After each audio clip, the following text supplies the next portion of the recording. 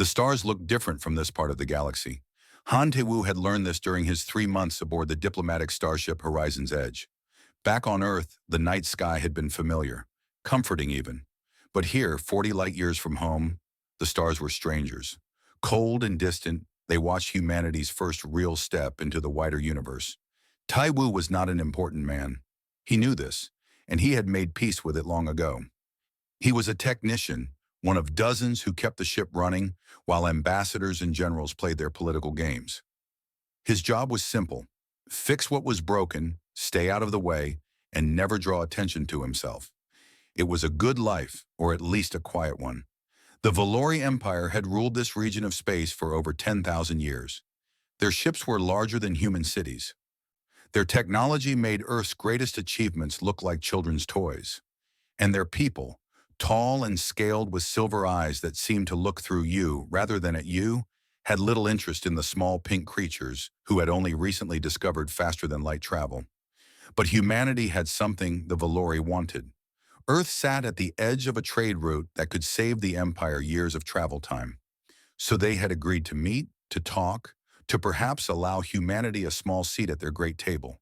It was not friendship, it was business. Tae-woo understood this better than most.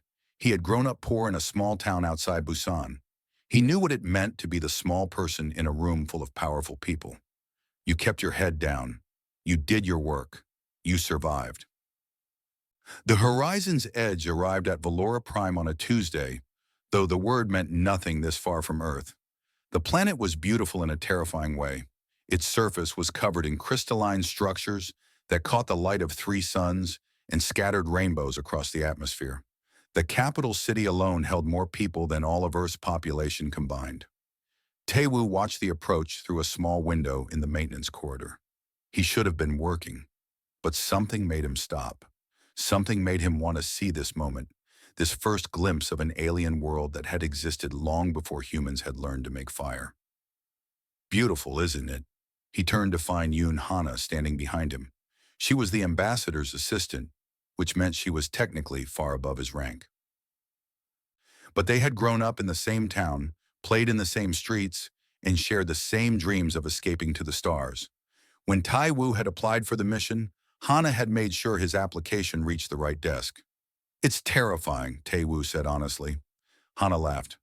"Same thing sometimes." She joined him at the window. "The ambassador is nervous. Everyone is nervous. The Valori could crush us without trying. This whole mission depends on them deciding we're worth keeping around." "Are we?" "I hope so." She looked at him with the same sharp eyes that had gotten her through school and into the diplomatic corps. "Stay out of trouble, Tae-woo. The next few weeks are going to be complicated." He nodded. Staying out of trouble was what he did best. The delegation landed the next morning. Tae-woo was not part of it, of course. He stayed on the ship with the other maintenance staff, running diagnostics and pretending he wasn't curious about what was happening on the surface. Reports filtered back slowly. The Valori were polite but cold. Negotiations were proceeding. Everything was going according to plan. Then on the 3rd day, everything changed. Princess Sira, eldest daughter of Emperor Torvak, announced that she would tour the human vessel.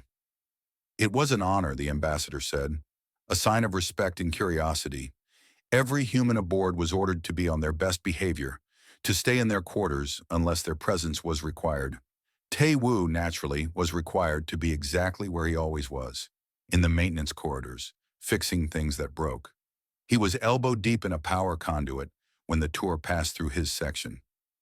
He heard them before he saw them, the heavy footsteps of Valori guards, the lighter steps of human escorts, and beneath it all, a strange silence that seemed to swallow sound itself. He should have kept his head down. He should have continued working and let the moment pass. But curiosity, that most human of weaknesses, made him look up. Princess Sira was not what he expected. She was tall like all Valori, her skin covered in fine scales that shimmered between blue and silver. Her eyes were the color of winter moons, cold and distant. She wore robes that seemed to be made of liquid light, and she moved with the careful grace of someone who had never known a moment of uncertainty in her life. The tour group passed him without pause. Ambassadors and generals walked beside the princess. speaking in low voices about trade routes and treaties. No one looked at the technician with the dirty hands and the worn uniform. No one except her. Princess Sira's eyes found Tae-woo, and for a moment, everything stopped. He felt her gaze like a physical weight pressing against his chest, stealing his breath. She was not looking at him the way the others did, as if he were furniture or empty space. She was looking at him as if she had found something unexpected, something that did not fit the patterns she had learned to expect from humans. 3 heartbeats passed, then 5. The world around them continued to move, but Tai-woo felt trapped in that moment, unable to look away. Then Princess Sira blinked, and the spell was broken. She turned and continued walking, her face as expressionless as it had been before. The tour group moved on. Life returned to normal. Tae-woo stood alone in the corridor, his heart beating too fast, his mind racing with questions he could not answer. What had just happened? Why had she looked at him like that? It made no sense. He was nobody. He was nothing. He forced himself to return to work, to push the moment from his mind. It meant nothing. It had to mean nothing. That night, every human aboard the Horizon's Edge received a formal summons. The Emperor had announced that Princess Sira's choosing ceremony would take place in 7 days.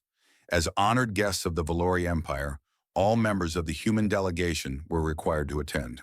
Hana found Tai-woo in the mess hall, reading the summons on his tablet with confusion. "What's a choosing ceremony?" he asked. "It's how Valori royalty selects a mate," Hana explained. "The princess will choose a husband from the gathered nobles and dignitaries. It's a huge political event. We're lucky to be invited." "Why do they want us there?"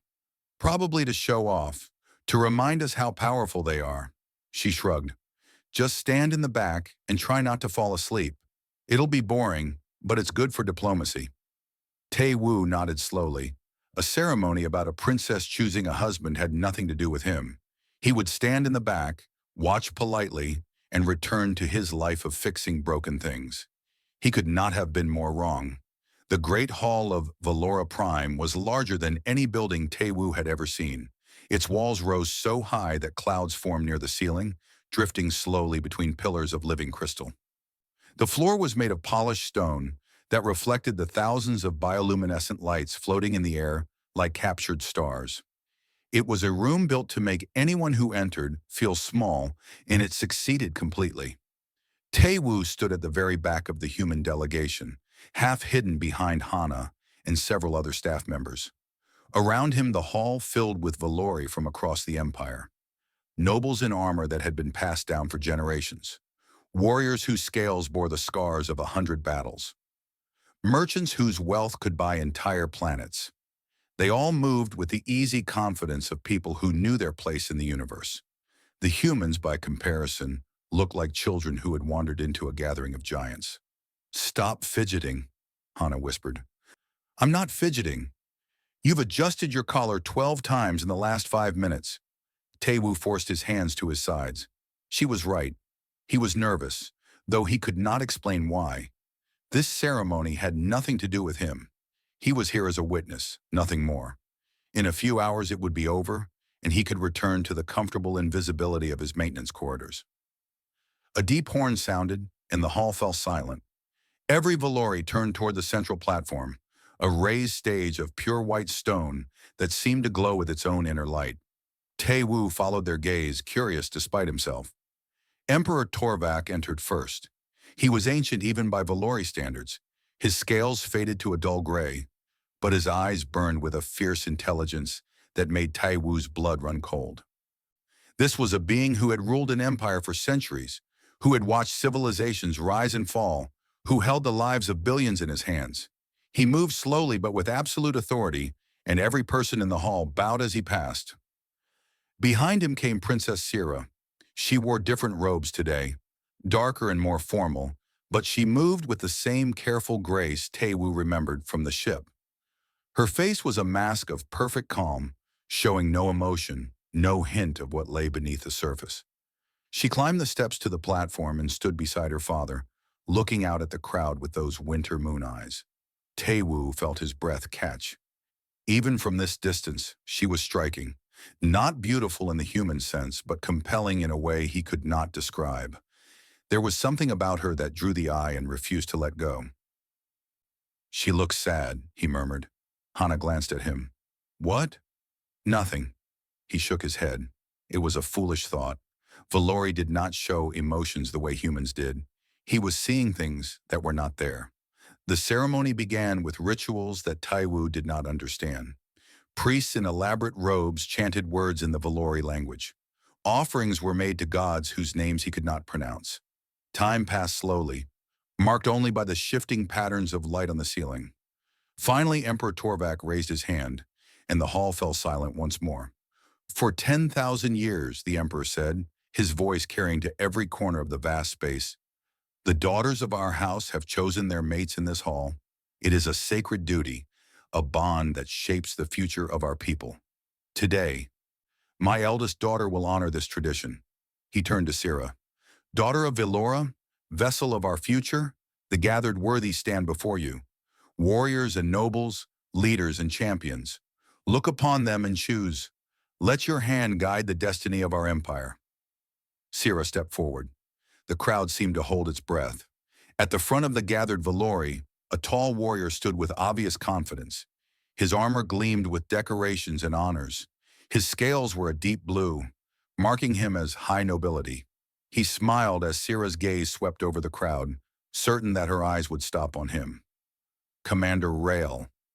Taiwu had heard the name whispered among the human delegation. He was the expected choice, the political favorite. His family had served the emperor for generations.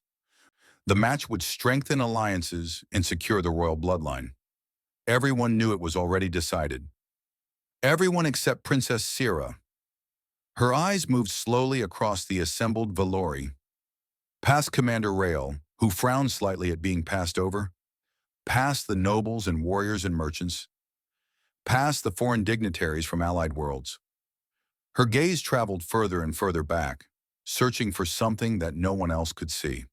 Then her eyes found the human delegation. Taiwu felt a strange chill run down his spine. She was not looking at the ambassador or the generals or anyone important. She was looking past them, into the shadows where the unimportant people stood. She was looking at him. Their eyes met, and for the second time, Taiwu felt the world stop. He could not move. He could not breathe. He could only watch as Princess Sira, eldest daughter of the Valori Emperor, raised her hand and pointed directly at him. I choose him, she said. Her voice was clear and steady. The human. The silence lasted exactly 2 seconds. Then the hall exploded. Taiwu heard shouting in languages he did not understand. He saw Commander Rail's face twist with rage. He felt hands grabbing him, pulling him forward through the crowd. Hana was screaming his name, trying to reach him, but she was pushed aside by Valori guards. The world became a blur of motion and noise. Before Taiwu could understand what was happening, he was standing on the platform, surrounded by guards, facing Emperor Torvak himself. The Emperor's eyes were not cold anymore. They were burning. What is the meaning of this? Torvak demanded, turning to his daughter. This is not a game, Sira. This is sacred tradition. I have followed tradition, Sira replied. Her voice did not waver. I have looked upon the gathered worthy and made my choice. He is human. He is nothing. The law does not say I must choose a Valori. It says I must choose a male from those present. He is male. He is present. I have chosen. Taiwu tried to speak, to ask what was happening, but no words came. He stood frozen as the emperor and the princess argued over his fate, as if he were a piece of furniture rather than a living being. Commander Rail pushed forward, his hand on his weapon. This is an insult to the empire, to my family. I demand satisfaction. You demand nothing, Sira said coldly. The choice is made. It can be unmade, Torvak growled. There are ways. There are tests. A dangerous silence fell. Sira's eyes narrowed. You would not dare. I am the emperor. I dare whatever I wish. Torvak turned to face the crowd. The law allows me to test the worthiness of any chosen mate. If he passes, the bond stands. If he fails, A cruel smile crossed his ancient face. Then the matter is settled, and my daughter may choose again. He looked at Tae Wu for the first time, and there was no mercy in his gaze. The human will face the trial of flames, 3 challenges designed to test strength, courage, and will. If he survives, he will have proven himself worthy. And if I refuse, Tae Wu finally found his voice. The emperor laughed. It was not a pleasant sound. Then you die now instead of later. The choice is yours, human. Tae Wu looked at Princess Sierra. Her face was still a mask, but something flickered in her eyes. Fear? Regret? He could not tell. He thought of Earth, of his small town, of all the times he had been overlooked and ignored and forgotten. He thought of his quiet life fixing broken things while others made history. Maybe it was time to stop being invisible. I'll do it, he said. The emperor smiled like a predator watching prey walk into a trap. So be it. They gave Tae Wu a small room in the palace. It was more like a prison cell with better furniture. The door was not locked, but 2 Valori guards stood outside at all times, watching his every move. He was a guest of the empire, they said. Guests did not leave without permission. The room had a window that looked out over the capital city. At night, the crystalline buildings glowed with soft light, creating a landscape that seemed to belong in a dream rather than reality. Tae Wu spent hours staring at that view, trying to understand how his life had changed so completely in a single moment. The trial of flames. He had asked the guards about it, but they only smiled in ways that made his stomach turn cold. They did not need to explain. Their expressions said everything. On the second night, Hana found a way to reach him. She came through a service entrance, having bribed or threatened her way past security. Tae Wu was not surprised. Hana had always been resourceful, even as a child. When they were young, she had once talked their way out of trouble with the local police, using nothing but quick thinking and a confident smile. You look terrible, she said, closing the door behind her. I've had a difficult week. That's not funny. She crossed the room and grabbed his shoulders, forcing him to look at her. Tae Wu, do you understand what you agreed to? The trial of flames hasn't been used in centuries. The last 10 people who faced it all died. All of them. And they were Valori warriors, trained from birth to fight. I know. Then why did you agree? Why didn't you refuse? He would have killed me anyway. At least this way, I have a chance. He pulled away from her grip and walked to the window. However small. Hana was quiet for a long moment. When she spoke again, her voice was softer. The ambassador is trying to negotiate. He's telling the emperor that killing you would damage relations with Earth, that there would be consequences. And the emperor laughed at him. Earth is a minor planet on the edge of explored space. We have nothing to threaten them with. She sat down on the bed, suddenly looking very tired. I'm sorry, Tae Wu. I brought you on this mission. I thought I was giving you an opportunity. Instead, I brought you to your death. Tae Wu turned away from the window. You didn't do this. I volunteered. I wanted to see the stars. He managed a small smile. I've seen them now, more than most people ever will. Don't talk like that. Don't give up. I'm not giving up. I'm being realistic. He sat down beside her. Tell me about the trials, everything you've learned. Hana wiped her eyes and pulled out a small tablet. She had always been good at gathering information. 3 challenges. The first is the pit of predators. They release you into an enclosed arena with 3 creatures called night hunters. They're bred specifically to kill, fast, strong, and hungry. How do I fight them? You don't. That's the point. Valori warriors try to fight them directly, and most fail. The beasts work together, surrounding their prey. If you try to take one down, the others attack from behind. Tae Wu nodded slowly. And the second trial? The maze of burning glass. It's exactly what it sounds like. A labyrinth made of crystal that heats to extreme temperatures at random. The walls shift and change. There's no map, no pattern. You have to find your way through before the heat kills you. How long do I have? The average time is 2 hours. Most Valori warriors complete it in less. Humans, she hesitated. Humans have never been tested. Our bodies aren't designed to handle that kind of heat. And the third? Single combat. against a champion of the Emperor's choosing. Hana looked at him with something like despair. Everyone knows who it will be. Commander Rael, the one you humiliated by being chosen instead of him. He's one of the greatest warriors in the Empire. He's killed dozens in formal combat. Tae-woo was quiet for a long time, processing everything she had told him. 3 trials, each designed to kill beings far stronger and more powerful than any human. The odds were not just against him. The odds were impossible, but he had never been good at accepting impossible. I need you to do something for me, he said finally. Anything. Find out everything you can about the Night Hunters. Their behavior, their weaknesses, their instincts, everything. Hana frowned. You're not thinking of fighting them directly, are you? No, I'm thinking of being smarter than them. He stood and walked to the window again. Humans didn't survive on Earth by being the strongest or the fastest. We survived by thinking, by adapting, by finding solutions that no one else could see. This isn't Earth, Tae-woo. These aren't Earth predators.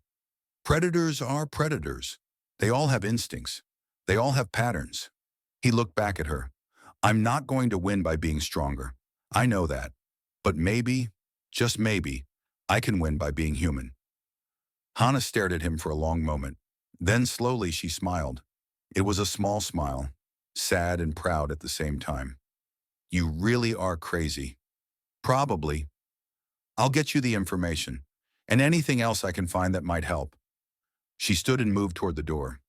The ambassador might not be able to stop this, but he can make sure you have whatever you need. Medical supplies, equipment, data. Thank you, Hana. She paused at the door. When we were kids, you always fixed things that everyone else said couldn't be fixed. Broken toys, broken machines, broken dreams. I used to think you had some kind of magic. No magic, just patience. Well, you're going to need a lot of patience now. She opened the door. Don't die, Tae-woo. That's an order. He smiled. I'll do my best. After she left, Tae-woo stood alone in his room, looking out at the alien city below.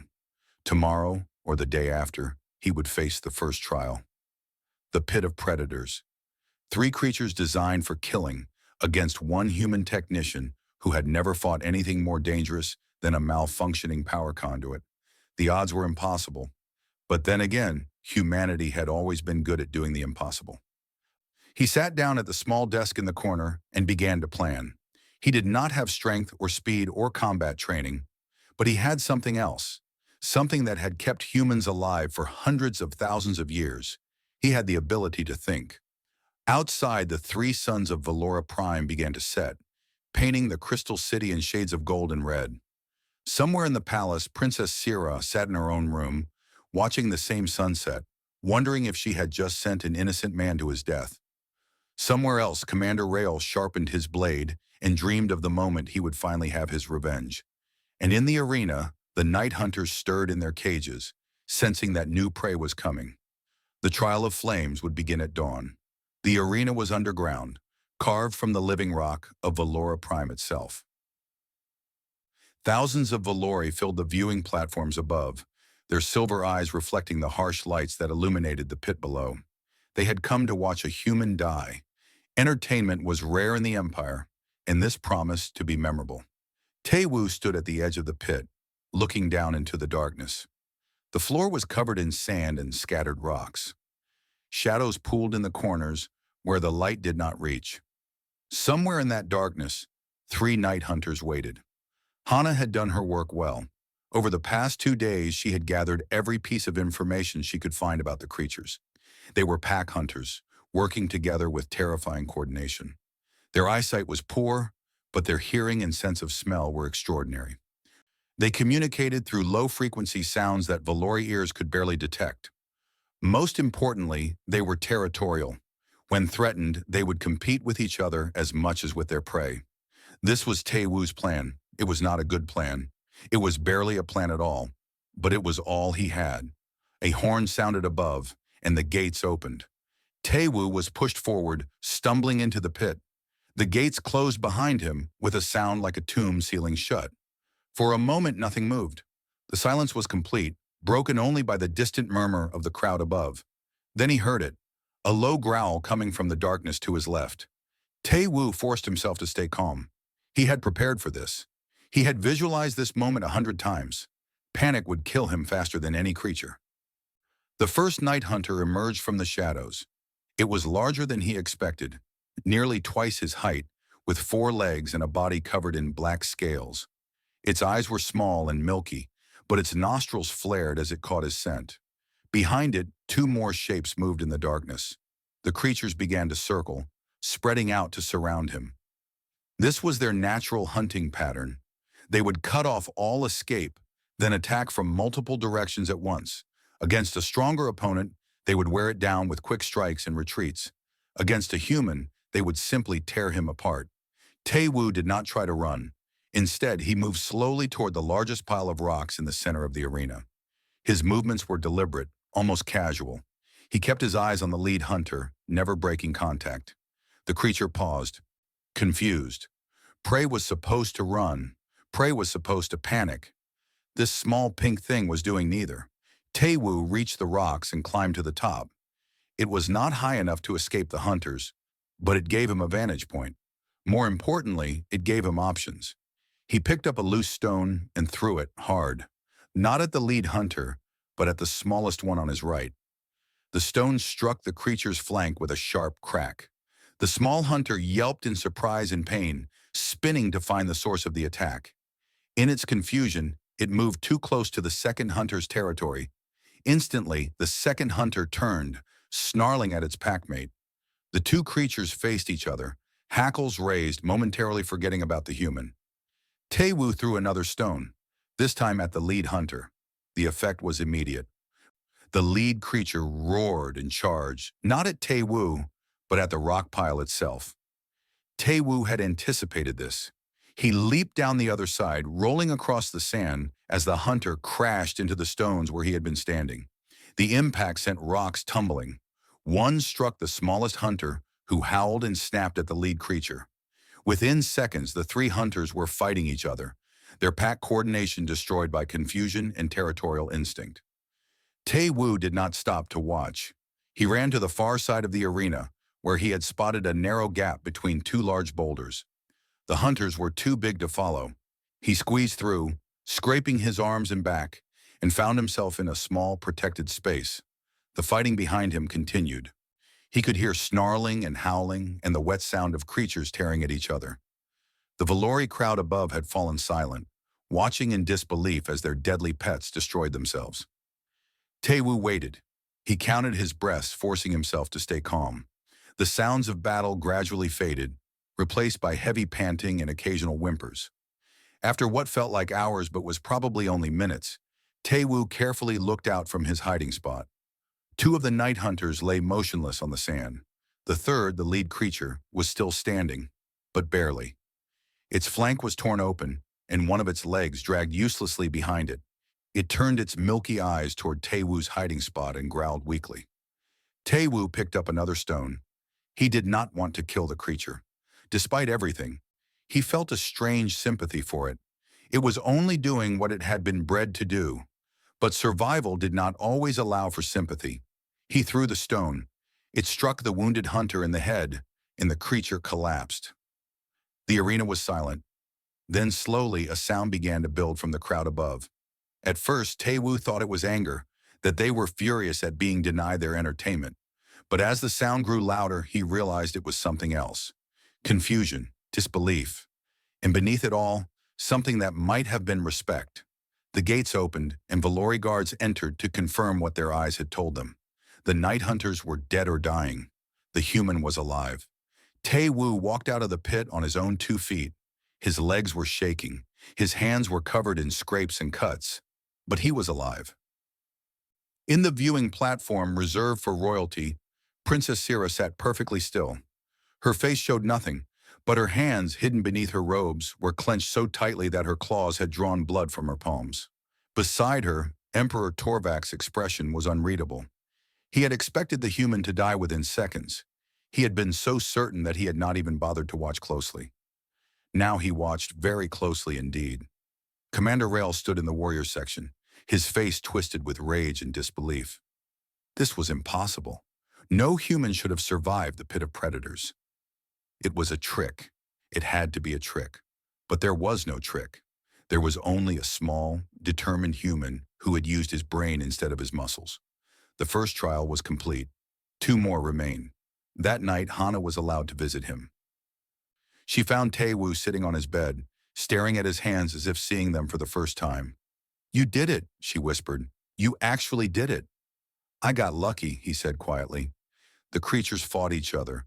If they had stayed focused on me, but they didn't, because you made them turn on each other." She sat beside him. "That wasn't luck, Taewoo.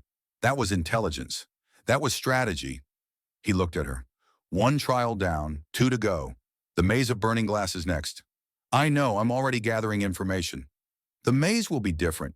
I can't trick crystal walls into fighting each other." Hana smiled grimly. "No, but you can survive. That's what humans do, isn't it? We survive." Taiwu lay back on the bed and closed his eyes. His body ached. His mind was exhausted. But somewhere deep inside, a small flame had begun to burn. Hope. Maybe, just maybe, he could do the impossible. The maze of burning glass rose from the floor of a massive chamber like a forest of knives. Its walls were made of crystal that caught the light and scattered it into 1,000 sharp reflections. From above, where the Valori audience watched, it looked almost beautiful. From within, Taewoo knew it would look like a nightmare. He had been given 1 hour to prepare. Hana had brought him everything she could find about the maze. Diagrams from previous trials, survivor accounts, there were very few, and data about how the temperature systems worked. The information was not encouraging. The walls could heat to temperatures that would burn Valori scales. For a human whose skin was soft and fragile, the heat would be lethal within seconds of direct contact. Worse, the maze shifted constantly, walls sliding and reforming without warning. There was no map because the map changed every few minutes. Previous champions had tried to move quickly, racing through the maze before the heat could catch them. Most had failed. The maze seemed to sense speed, shifting its walls to trap those who ran. Taewoo had a different idea. He stood at the entrance now, looking into the crystal labyrinth. The walls gleamed with cold light, but he knew that light was deceptive. Soon those walls would glow red with heat. A horn sounded. The trial had begun. Taewoo did not run. Instead, he walked carefully into the maze, his eyes moving constantly, watching for the small signs that indicated a wall was about to shift. A faint vibration in the floor. A subtle change in the light patterns. A barely audible hum from the heating elements. He had wrapped his hands and arms in strips of cloth soaked in water. It was a primitive protection, but it was all he had. The water would buy him seconds of resistance against the heat. Seconds might be enough. The first 10 minutes passed without incident. Taewoo moved steadily, making mental notes of the patterns he observed. The maze was not random, he realized. There was a logic to its movements, a rhythm that could be learned if you paid attention. Then the heat came. It started in the walls to his left, a red glow that spread like infection through the crystal. Taewoo felt the temperature rise and pressed himself against the opposite wall, which remained cool. The heated wall pulsed and shifted, blocking the path he had planned to take. He did not panic. He studied the pattern, noted which direction the heat was spreading, and moved accordingly. For the next 30 minutes, Taewoo played a deadly game of survival. The maze seemed determined to trap him, sending waves of heat from unexpected directions, shifting walls to create dead ends and deadly corridors. His water-soaked cloths dried out quickly, and he had to ration his remaining water carefully. The first burn came when he misjudged a shifting wall. The crystal grazed his shoulder, and even through his clothing, the heat seared his skin. He bit back a scream and kept moving, forcing himself to ignore the pain. The second burn was worse. A wall shifted behind him faster than expected, and the heat caught his back. He could smell his own flesh burning as he threw himself forward, rolling away from the deadly crystal. The crowd above watched in silence. They had expected the human to die quickly, as others had. Instead, he kept moving. Burned and bleeding, he kept moving. Taewoo's vision began to blur. The pain was overwhelming, threatening to drag him into unconsciousness. But somewhere deep inside, a voice kept repeating, "Not yet, not yet. Keep moving, Keep thinking. He realized he was close to the center of the maze. The patterns had become clearer now, and he could see the logic that connected them. The maze was designed to confuse and disorient, but it had rules. Everything had rules. A wall shifted to reveal a new passage. Tae-woo stumbled forward, his legs barely obeying his commands. The heat was everywhere now, pressing in from all sides. His skin felt like it was on fire, even in the places that had not been burned. He fell. His hands hit the crystal floor, and he felt the heat eating into his palms. With a cry of pain, he pushed himself up and kept crawling. He could not walk anymore, but he could crawl. He would crawl through hell itself if he had to. The exit appeared before him like a miracle, a doorway of cool darkness, leading out of the burning maze. Tae-woo reached for it, his fingers clawing at the stone floor, dragging his broken body forward inch by inch. The crowd above had risen to their feet. They watched in stunned silence as the small human, his skin covered in burns, his clothing charred and smoking, pulled himself out of the maze and collapsed on the cool stone beyond. He had done it.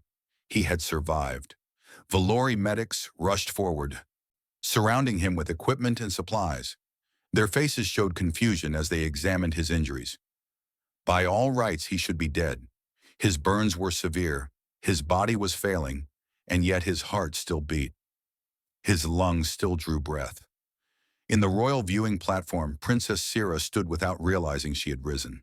Her hands gripped the railing so tightly that the metal bent beneath her fingers.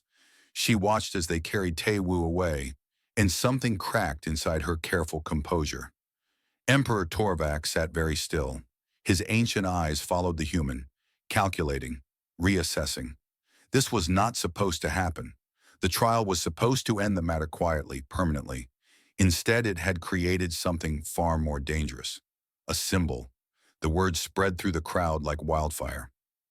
The human had survived the maze of burning glass, not through strength or speed, but through something else, through determination, through a refusal to accept defeat that went beyond logic or reason.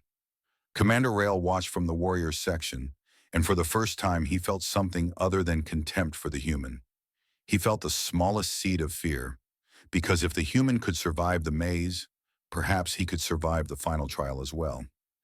Tae-woo spent the next 3 days in a healing chamber. Valori medicine was advanced beyond anything on Earth, but even their technology could only do so much. His burns healed, leaving scars that would stay with him forever. His strength returned slowly, painfully. Hana visited him every day, bringing news from the outside world. The human delegation was in chaos. The ambassador could not decide if Tae-woo's survival was a diplomatic victory or a disaster. Earth's governments were sending confused messages, demanding explanations no one could give. But more importantly, something was changing among the Valori themselves. "They're talking about you," Hana told him on the third day. "In the markets, in the temples, everywhere. They've never seen anything like this. A human surviving trials meant for their greatest warriors." "I just got lucky," Tae-woo said quietly. "Luck doesn't crawl out of a burning maze with its skin on fire." Hana leaned forward. "You showed them something, Tae-woo. You showed them what humans are made of." He looked at his scarred hands. "The final trial is still coming. Combat against Commander Rail. I know. He'll kill me. The maze didn't teach me how to fight. It just taught me how to survive long enough to die later." Hana was quiet for a moment. Then she said, "Maybe that's enough." "What do you mean?" "I don't know yet." She stood and moved toward the door. "But I'm going to find out. Rest, Tae-woo. You're going to need your strength." He watched her leave, wondering what she was planning. Then he lay back and closed his eyes, letting the healing chamber do its work. Outside, the 3 sons of Valora Prime continued their endless dance across the sky. And in the arena where the final trial would take place, Commander Rail trained with his blade, preparing for the moment when he would finally have his revenge. The countdown to the last trial had begun. The combat arena was different from the pit where Tae-woo had faced the Night Hunters. It was open and circular, surrounded by rising tiers of seats that held more Valori than he had ever seen in one place. The floor was smooth stone, designed for clean combat without obstacles or hiding places. There would be no clever tricks here, no environmental advantages to exploit. This was a test of pure combat, and Tae-woo knew he had no chance of winning.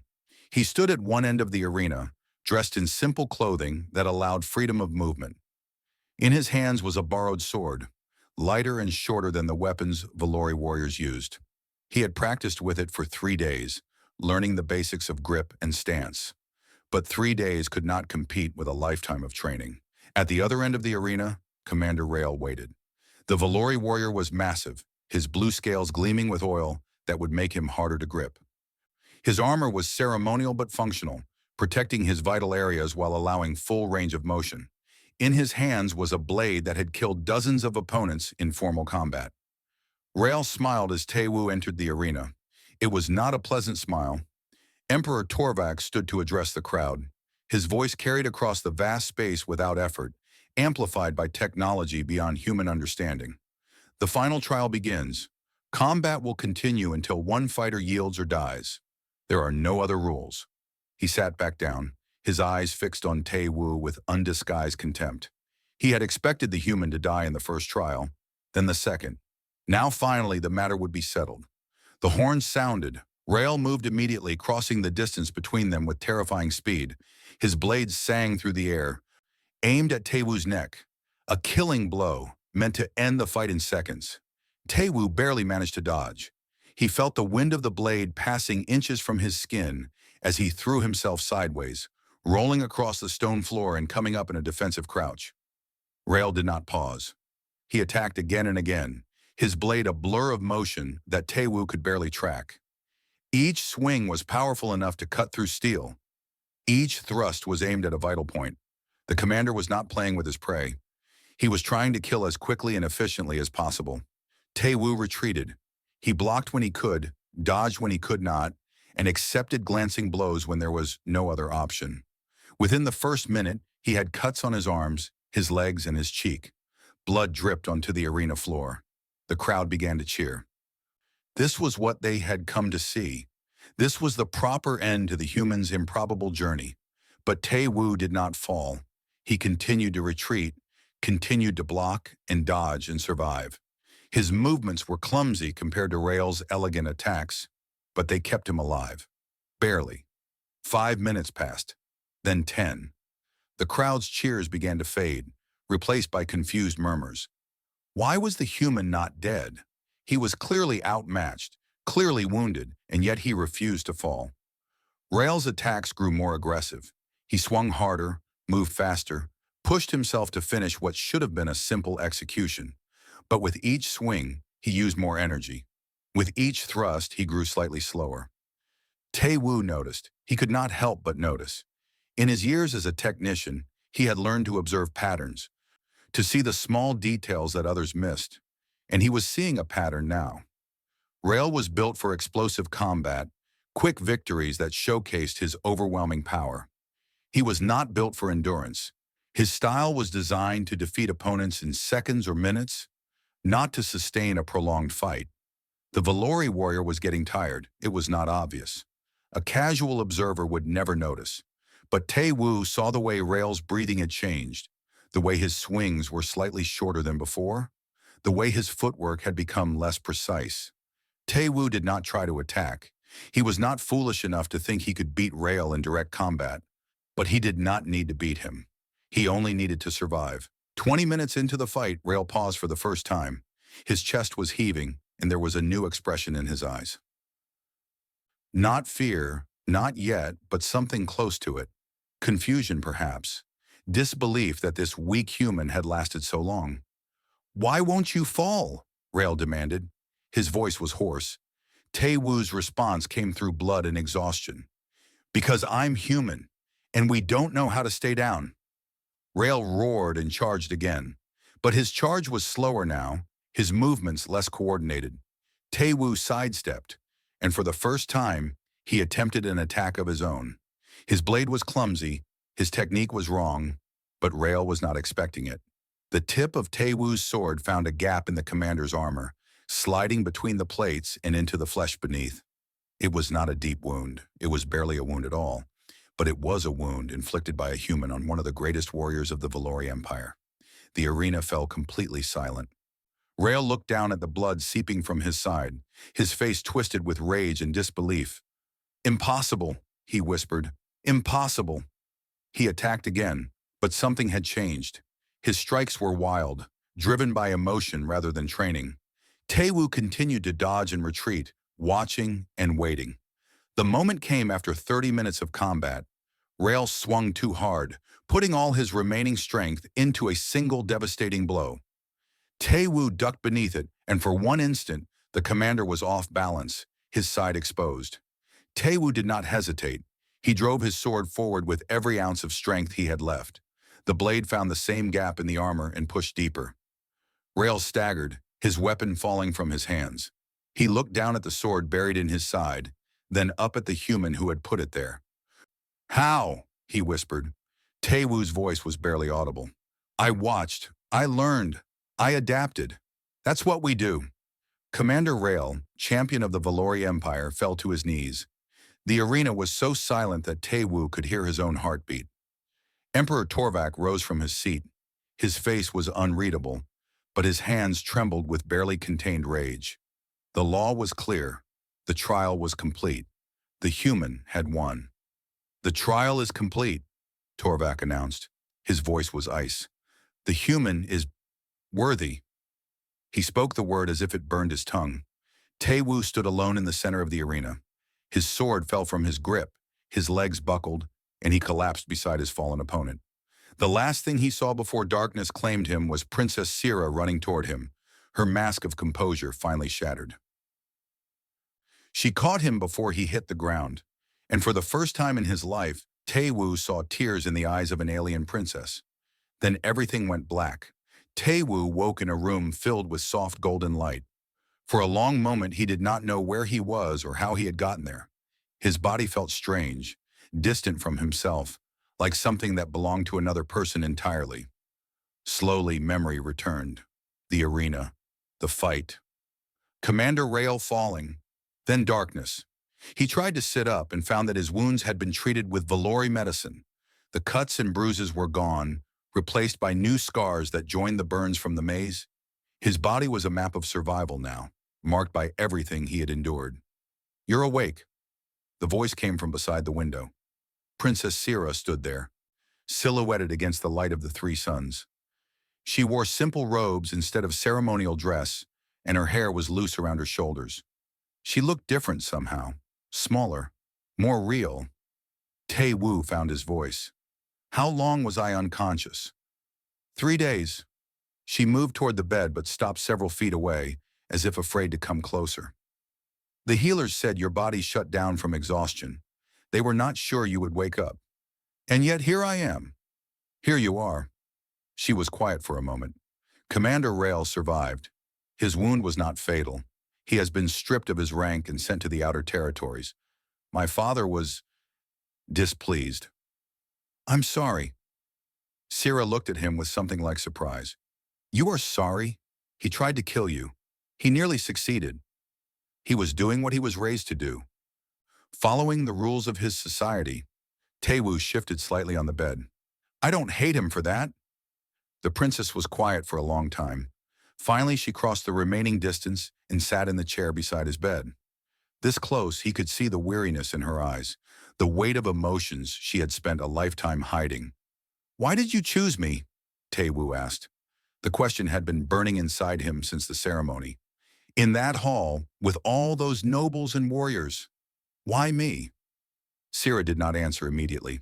She looked at her hands, at the small scars where her claws had drawn blood during the trials. When she spoke, her voice was different than before. Softer, more vulnerable. Do you know what it is like to be seen only as a symbol? A tool?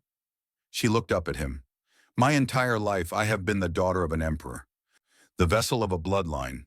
Every person who looked at me saw only what I could do for them, the power I represented, the alliances I could forge.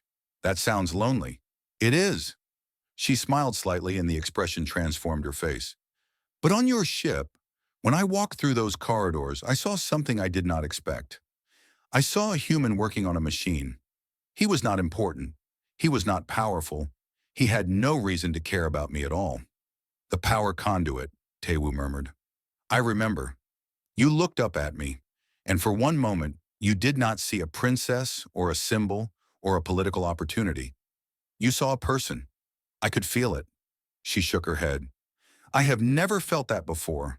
From anyone. Taewoo was silent, processing her words.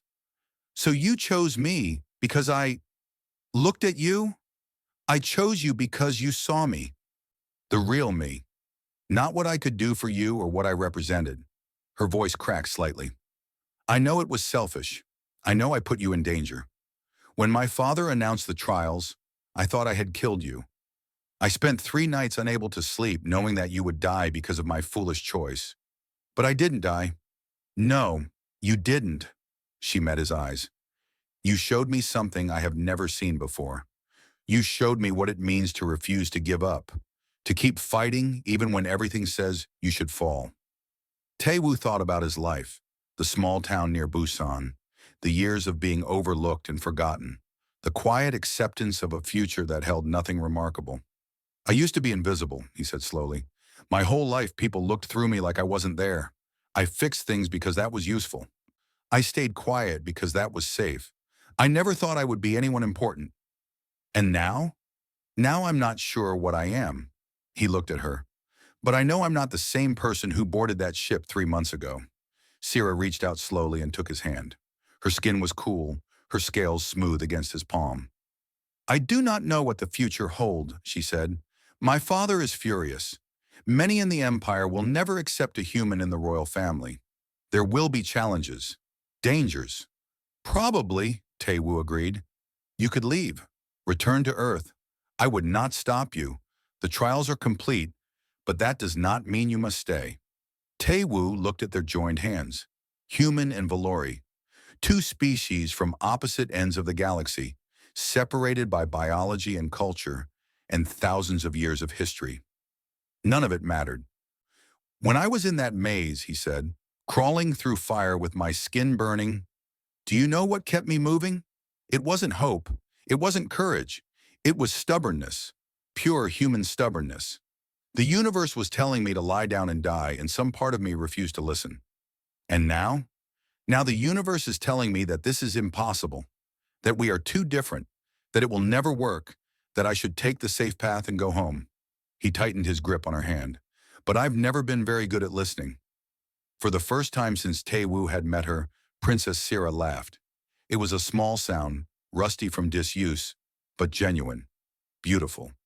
You are a strange creature, Han Taewoo. Probably, but so are you. She smiled. Then we are well matched. Outside the window, the three sons continued their journey across the alien sky.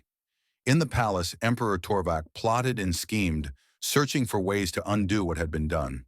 In the outer territories, Commander Rael nursed his wounded pride and dreamed of revenge. Across the Empire, millions of Valori whispered about the human who had done the impossible. But in that small room filled with golden light, two very different beings sat together in comfortable silence, holding hands and watching the sunset. The future was uncertain. There would be challenges ahead, political battles and cultural conflicts, and 1,000 obstacles they could not yet imagine. But they would face them together. Hana came to visit that evening. She found Taewoo sitting up in bed, looking more alive than she had seen him since the trials began. The ambassador is losing his mind, she reported.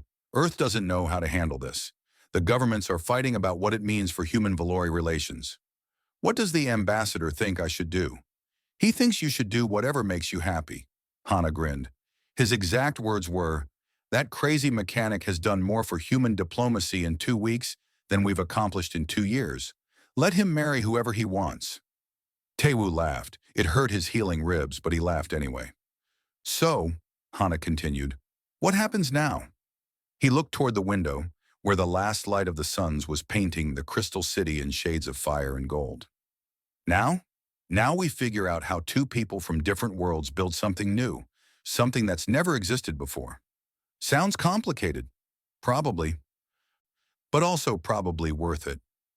Hana nodded slowly. Then she did something unexpected. She bowed, a formal gesture of respect that looked strange coming from his childhood friend. Congratulations, Prince Taewoo. Don't call me that. Too late. The entire galaxy is calling you that. She straightened with a mischievous smile. Better get used to it.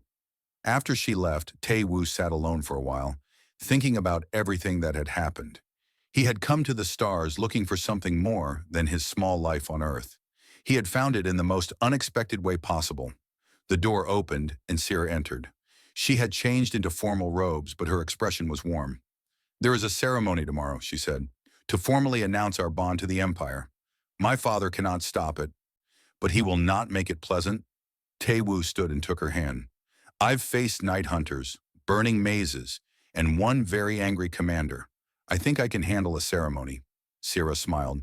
"Together?" "Together."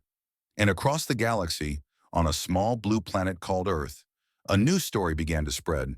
A story about a quiet technician who had become a prince, a princess who had chosen with her heart, and the impossible bond that had proven something the universe had forgotten.